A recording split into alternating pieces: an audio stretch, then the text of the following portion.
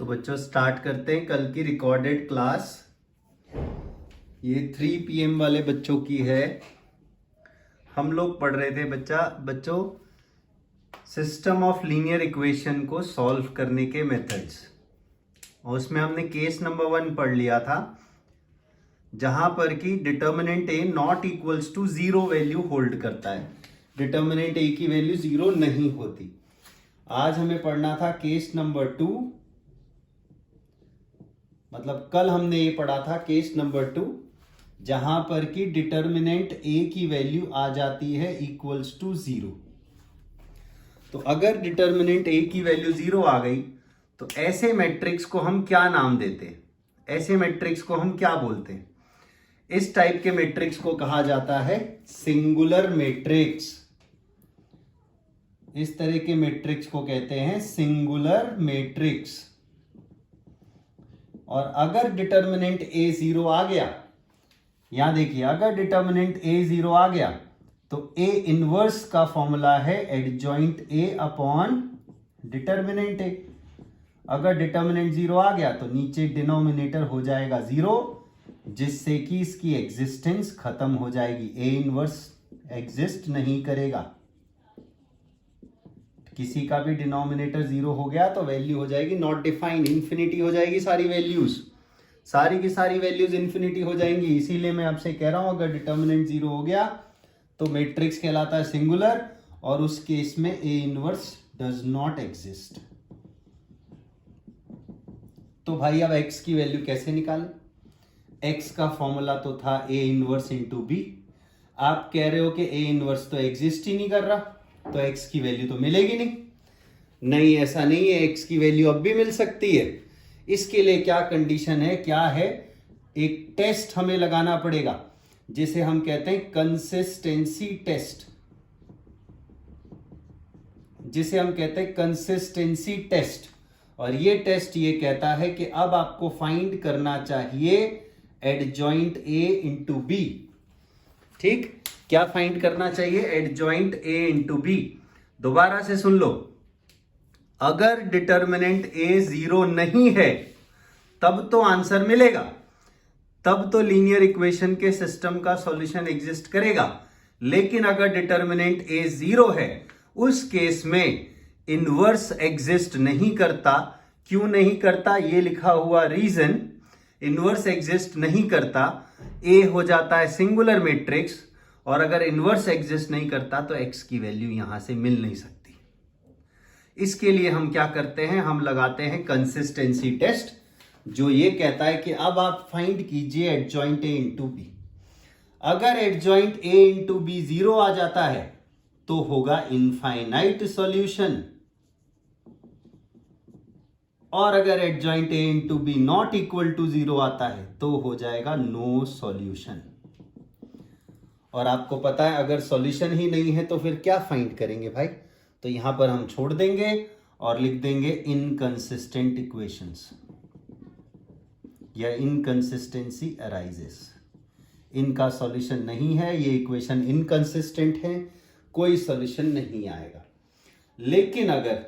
लेकिन अगर infinite solution आ गए तो हमें सारे के सारे इनफाइनाइट सॉल्यूशंस को ढूंढ करके दिखाना पड़ेगा।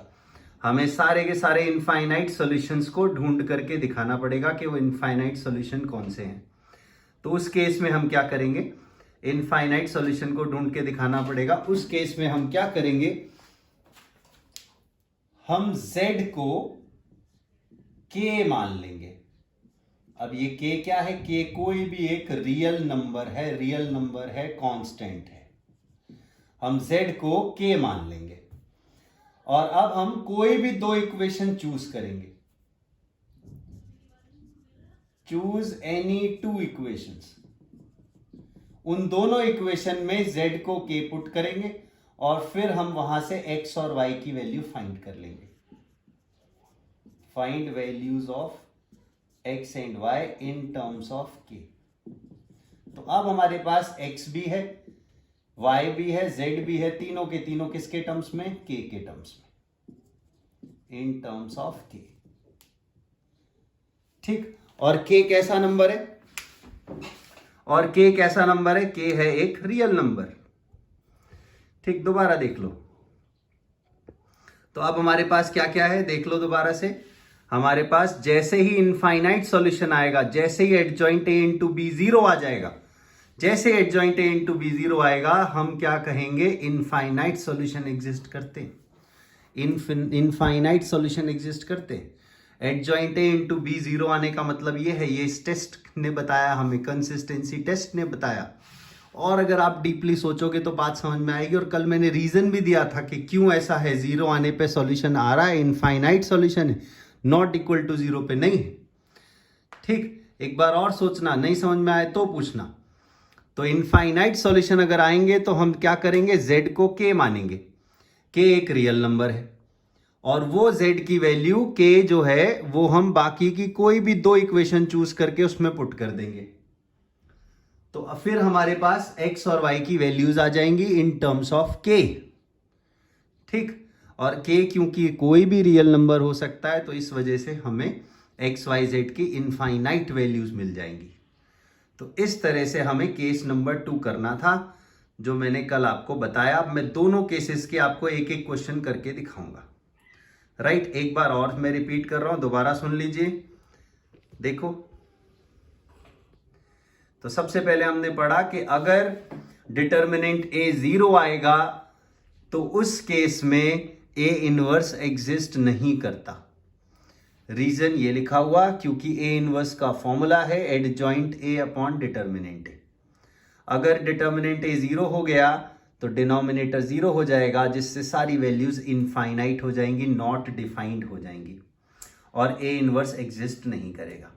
अगर a इनवर्स एग्जिस्ट नहीं कर रहा तो उससे x की वैल्यू भी नहीं निकलेगी, क्योंकि x का फॉर्मूला है a इनवर्स इंटू बी। ठीक, x होता है a इनवर्स इंटू बी। इस तरह के मैट्रिक्स को जिसका डिटर्मिनेंट 0 हो उसको हम कहते हैं सिंगुलर मैट्रिक्स। क्या कहते हैं? Singular matrix. अगर डिटर्मिनेंट 0 आ गया तो फिर हम क्या करेंगे? फिर हम एक टेस्ट लगाएंगे जिसे हम कहते हैं कंसिस्टेंसी टेस्ट। और ये कंसिस्टेंसी टेस्ट हमें बताएगा कि सॉल्यूशन है भी या नहीं। बिना मतलब में हम सॉल्व किए जा रहे हैं, सॉल्यूशन एग्जिस्टेंस में है भी कि नहीं। तो कंसिस्टेंसी टेस्ट ये कहता है कि आप adjoint a into B find कर लो। इनवर्स तो निकाल नहीं सकते, तो एडजॉइंट a इंटू बी निकालो। अगर वो वैल्यू 0 आ गई तो इनफाइनाइट सॉल्यूशन होंगे, और अगर वो वैल्यू नॉट इक्वल टू 0 आई तो नो सॉल्यूशन हो जाएगा, इनकंसिस्टेंसी आ जाएगी, कोई सॉल्यूशन एग्जिस्ट नहीं करेगा। अगर सॉल्यूशन नहीं एग्जिस्ट कर रहा तो भैया फाइंड क्या करें? तो इसको यहीं छोड़ देंगे। जबकि इनफाइनाइट सॉल्यूशन के केस में हम और सॉल्व करेंगे, और हमें सारी वैल्यूज निकाल के दिखानी पड़ेगी। तो उसके लिए हम क्या करते हैं? z को k मान लेंगे, कोई भी रियल नंबर, और ये z की वैल्यू किसी भी दो इक्वेशन में पुट करके x और y फाइंड कर लेंगे एलिमिनेशन मेथड से, जैसे 10th में करते थे। फिर हमारे पास x y z तीनों होंगे इन टर्म्स ऑफ k, और k कोई रियल नंबर है तो वैल्यू हो गई इनफाइनाइट। ये तो था कॉन्सेप्ट कल की क्लास का। अब मैं दोनों का एक एक क्वेश्चन करके आपको सेंड कर रहा हूं। जो क्लास नहीं अटेंड कर पाए इनको पढ़ो, और होमवर्क भी मैंने दिया है, शायद नहीं दिया तो मैं अभी डाल दूंगा होमवर्क ग्रुप में, क्योंकि आज तो 3 बजे वालों की क्लास है नहीं, तो वो आप कंप्लीट करके रखेंगे। ठीक है, ओके बच्चों।